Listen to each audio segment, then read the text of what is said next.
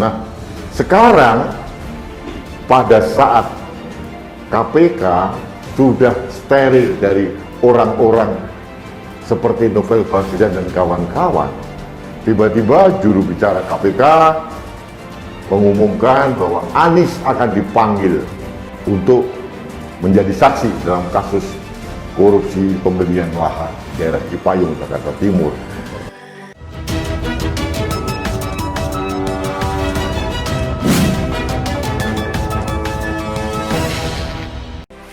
Yang kami terima benar bahwa tim penyidik KPK mengagendakan pemanggilan para saksi untuk tersangka YRC dan kawan-kawan.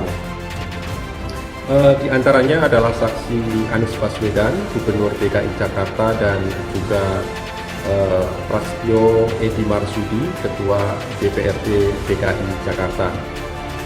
Para saksi dipanggil untuk hadir pada hari Selasa, tanggal 21 September 2021, dan tempat pemeriksaan di Gedung Merah Putih Jakarta.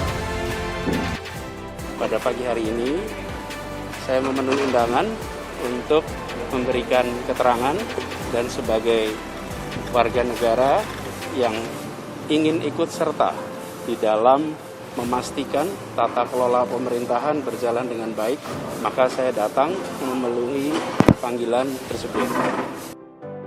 Dalam pemeriksaan tersebut, tim penyidik mendalami beberapa hal, diantaranya adalah mengenai hubungan tersangka dengan PTAP dan juga terkait dugaan peran aktif tersangka dalam proses pembahasan internal di PTAP terkait pengadaan tanah di Munjul. Tim penyidik tentu memiliki alasan dan pertimbangan tertentu untuk menentukan kapan melakukan penahanan terhadap tersangka. Semakin lama kita lihat bahwa program DP 0 rupiah ini menjadi suatu program yang menurut saya gagal. Karena pertama targetnya tidak tercapai, bahwa baru di bawah 1%, lalu syaratnya diubah juga.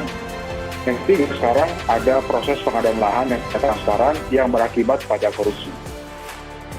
Saudara, penyidik KPK mengagendakan pemanggilan Gubernur DKI Jakarta Anies Baswedan sebagai saksi kasus dugaan korupsi pengadaan tanah di Munjul, Pondok Rangon, Jakarta Timur pada Selasa hari ini. Selain Anies, Ketua DPRD Prasetyo Edy juga ikut dipanggil KPK. Para saksi dipanggil untuk hadir pada hari Selasa, tanggal 21 September 2021, dan tempat pemeriksaan di Gedung Merah Putih Jakarta. Pemanggilan KPK ini bisa jadi sebuah prestasi baru karena selama ini Anies dianggap sebagai the untouchable dari banyak kasus yang mengarah ke dia. Jangan lupa untuk subscribe dan nyalakan lonceng notifikasinya.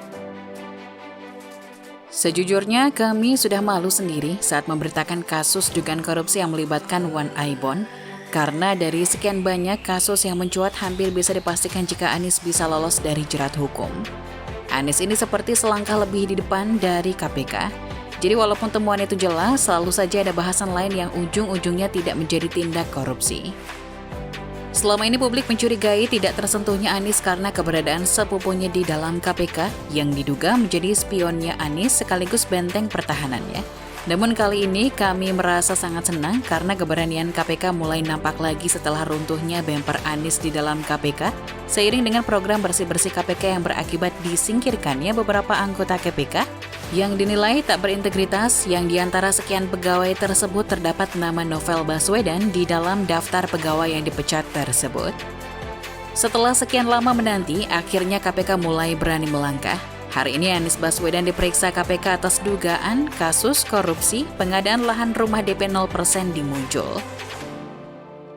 Sejak Novel Baswedan, saudara sepupu Anies, nggak lagi ada di KPK, pintu masuk untuk menyelidiki kasus korupsi di Jakarta itu sekarang terbuka lebar. Nggak ada lagi penghalang buat KPK untuk mulai menyelidiki banyak kasus yang ada di Jakarta. Dan dimulai dari perkara korupsi tanah Munjul yang sudah memakan korban 5 orang tersangka. Dalam kasus ini KPK menetapkan 5 orang tersangka selain Yuri. Ada juga Wakil Direktur PT Adonara Propertindo Anja Runtuwene dan Direktur PT Adonara Propertindo Tommy Andrian. kemudian korporasi PT Adonara Propertindo dan Direktur PT Aldira Berkah Abadi Makmur, Rudi Hartono Iskandar. KPK menduga ada kerugian keuangan negara setidak-tidaknya 152,5 miliar rupiah akibat kasus tersebut.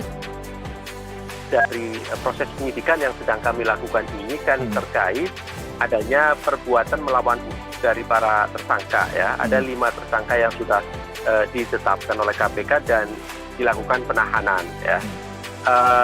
Tentu dari rangkaian perbuatan dari para tersangka ini ada melawan hukum dan diduga merugikan keuangan negara dan hal ini adalah keuangan daerah ya, 152,5 miliar. Karena fokus kami terkait dengan penyidikan tindak pidana korupsi perkara ini adalah berkaitan dengan kerugian keuangan daerah yaitu pasal 2 atau pasal 3, maka perlu kami dalami terkait dengan bagaimana prosedur anggaran ya, baik itu penyusunannya sampai kemudian adanya penyertaan modal ya pada perusahaan umum daerah. Jadi kami memanggil saksi karena memang ada yang perlu dikonfirmasi dan diklarifikasi ya kepada para saksi yang dipanggil oleh tim penyidik KPK. Anies yang paling jago ngelas dan selalu lolos dari bidik KPK walaupun hampir semua rakyat meyakini jika ia terlibat, sepertinya tak tersentuh oleh hukum. Keberadaan Novel Baswedan yang merupakan sepupu dari Anies Baswedan di dalam KPK seperti menjadi benteng dan juga sebuah penghambat besar hingga Anies tak pernah tersentuh sebelumnya. Kini setelah sepupunya itu resmi dipecat dari KPK, barulah dia mendapat panggilan dari KPK dalam kasus pengadaan lahan rumah DP 0%, salah satu program unggulannya tersebut.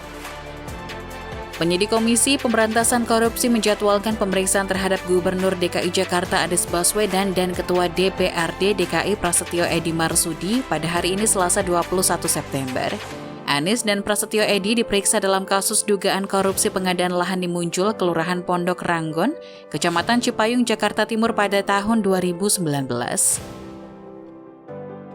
Terkait dengan kegiatan penyidikan dugaan korupsi pengadaan tanah di Muncul Pondok Rangon, Kecamatan Cipayung, Jakarta Timur, Provinsi DKI Jakarta tahun anggaran 2019, di antaranya adalah saksi Anies Baswedan, Gubernur DKI Jakarta, dan juga Prasetyo Edy Marsudi, Ketua DPRD DKI Jakarta.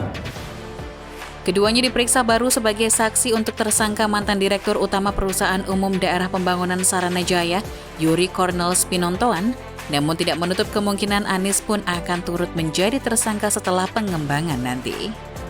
Tim penyidik mengagendakan pemanggilan saksi untuk tersangka YRC dan kawan-kawan diantaranya yaitu Anies Baswedan dan Prasetyo Edy Marsudi untuk hadir di Gedung KPK Merah Putih, ujar pelaksana tugas juru bicara KPK Ali Fikri. Para saksi dipanggil untuk hadir pada hari Selasa, tanggal 21 September 2021 dan tempat pemeriksaan di Gedung Merah Putih, Jakarta. Gubernur DKI Jakarta Anies Baswedan memenuhi undangan untuk pemeriksaan oleh Komisi Pemberantasan Korupsi pada Selasa 21 September. Ya, jadi saya sendiri belum tahu keterangan yang dibutuhkan apa. Tapi insya Allah saya akan hadir sesuai dengan undangan yang diberikan oleh KPK besok pagi di kantor KPK. Anies akan diperiksa dalam kasus dugaan korupsi pengadaan lahan di Muncul, Kelurahan Pondok Ranggon, Kecamatan Cipayung, Jakarta Timur pada tahun 2019. Pagi hari ini saya memenuhi undangan untuk memberikan keterangan sebagai warga negara yang ingin ikut serta di dalam memastikan tata kelola pemerintahan berjalan dengan baik. Maka saya datang memenuhi panggilan, ujar Anies di Gedung KPK Merah Putih. Pada pagi hari ini saya memenuhi undangan untuk memberikan keterangan dan sebagai warga negara yang ingin ikut serta di dalam memastikan tata kelola pemerintahan berjalan dengan baik, maka saya datang memenuhi panggilan tersebut. Anies berharap nantinya keterangan yang diberikan akan bisa membantu tugas KPK dalam menuntaskan persoalan korupsi yang sedang diproses. Jadi saya akan menyampaikan semua yang dibutuhkan, semoga itu bermanfaat bagi KPK, ucap dia. Saya berharap nantinya keterangan yang saya berikan akan bisa membantu tugas KPK di dalam menuntaskan persoalan korupsi yang sedang diproses. Jadi saya akan sampaikan semua yang dibutuhkan dan semoga itu bermanfaat bagi KPK. Anies tiba di gedung KPK Merah Putih pukul 10.05 waktu Indonesia Barat dengan menggunakan seragam dinas gubernur dan menggunakan masker abu-abu. Sebelum Anies, Ketua DPRD DKI Prasetyo Adi Marsudi telah lebih dulu tiba di KPK pukul 9.43 waktu Indonesia Barat untuk menjalani pemeriksaan yang sama. Sebelumnya, pelaksana tugas juru bicara KPK Ali Fikri menjelaskan pemanggilan seseorang sebagai saksi termasuk Anies dan Prasetyo dilakukan berdasarkan kebutuhan penyidikan.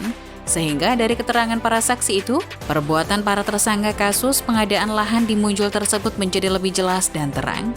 Saat ini, tim penyidik terus melengkapi berkas perkara tersangka YRC dan kawan-kawan dengan masih mengagendakan pemanggilan dan pemeriksaan sejumlah saksi, ucapnya melalui keterangan tertulis. Dimulai dari kasus ini, semoga saja KPK mendapat pintu masuk ke dalam kasus-kasus lain yang disinyalir Anies bermain di dalamnya. Seperti yang kita semua tahu, kejanggalan proyek di DKI ini bukan hanya masalah pengadaan lahan ini saja. Yang lebih nampak nyata di depan mata adalah kasus lebih bayar Anies. Berulang kali Anies kedapatan melakukan lebih bayar dan pemborosan, namun belum pernah sekalipun ia tersentuh.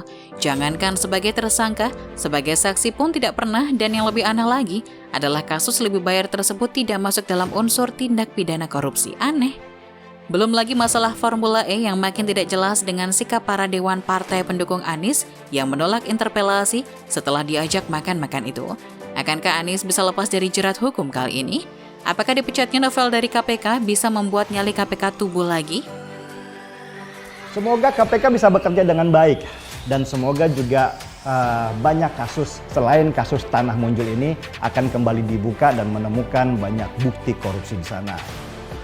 Tulis pendapat kalian di kolom komentar, jangan lupa like, subscribe, dan bagikan video ini ke media sosial kalian.